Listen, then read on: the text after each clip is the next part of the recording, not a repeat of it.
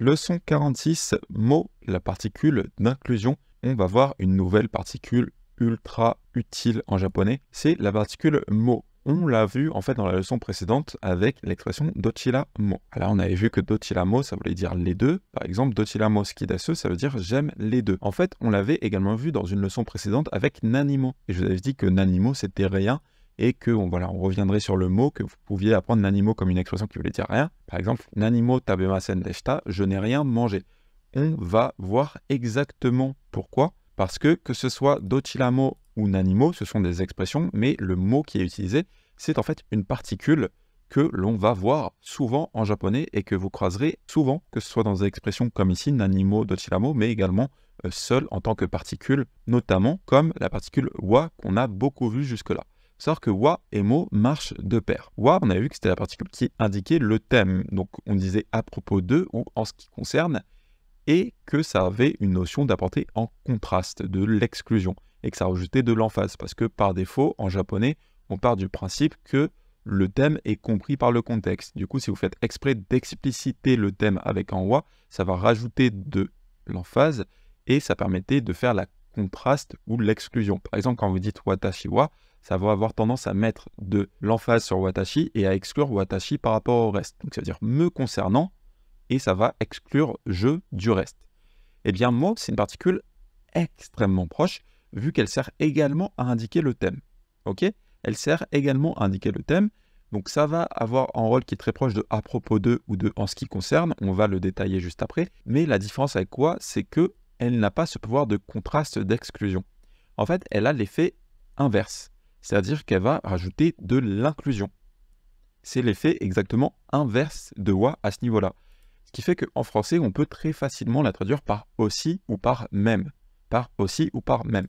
Par exemple, imaginez qu'il y a deux personnes qui parlent. La première, elle dit « Watashi wa fransujin da ». Moi, je suis français. Eh bien, si l'autre personne, si la personne rouge dit « Watashi wa fransujin da », ça ferait extrêmement bizarre. Ça voudrait dire, en fait, la première personne a dit « Moi, je suis français ». Et la deuxième personne dit un peu non, non, non, moi, je suis français ». En mode toi, tu n'es pas français, moi, je suis français. C'est ça qui serait compris ici si vous mettez en watashi wa sur le rouge. Donc en soi, ça pourrait se voir éventuellement dans des émissions télé ou YouTube, ce genre de choses où on fait deviner quelle personne est de quelle nationalité. On peut imaginer voilà, que les gens font exprès de dire watashi wa fransujin da. Watashi wa fransujin da. En mode non, cette personne n'est pas française, c'est moi le français. Mais si vous voulez dire je suis aussi français, eh bien à ce moment-là, il faudra passer par mo. Et ça donnerait quelque chose déjà de beaucoup plus naturel, et ça, c'est correct. Par exemple, la première personne dit « Watashi wa fransujin da ». Alors, on peut imaginer que c'est parce qu'elle ne connaît pas la nationalité des autres personnes, donc elle ne veut pas parler des autres personnes, donc elle dit « Me concernant, je suis français ». Et là, la personne en rouge pourrait dire « Ah, watashi mo fransujin da ». Ah, moi aussi, je suis français. Vous voyez qu'on ne change pas le thème, on l'ajoute à ce qui est déjà existant. On ajoute en fait au contexte existant.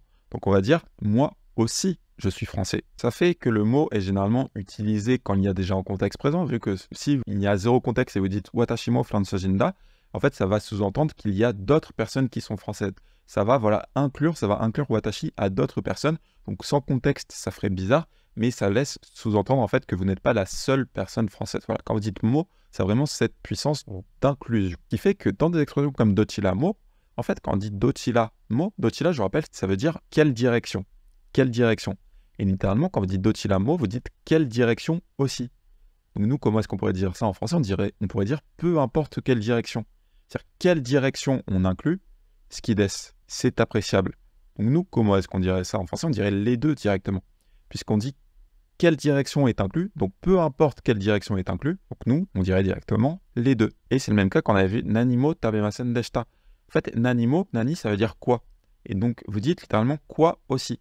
Donc, c'est vrai que quoi aussi, ça fait bizarre en français, mais il faut imaginer que ces mots, dochira, nani, ce sont des mots un petit peu joker. Et ça veut donc dire virtuellement un petit peu n'importe quoi. Voilà, c'est un joker qui peut être n'importe quoi.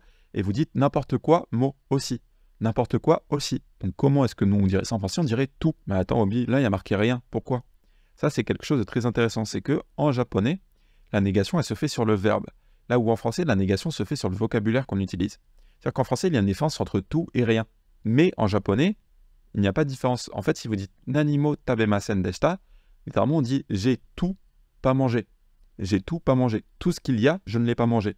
Donc nous, effectivement, en français, on le traduirait par je n'ai rien mangé.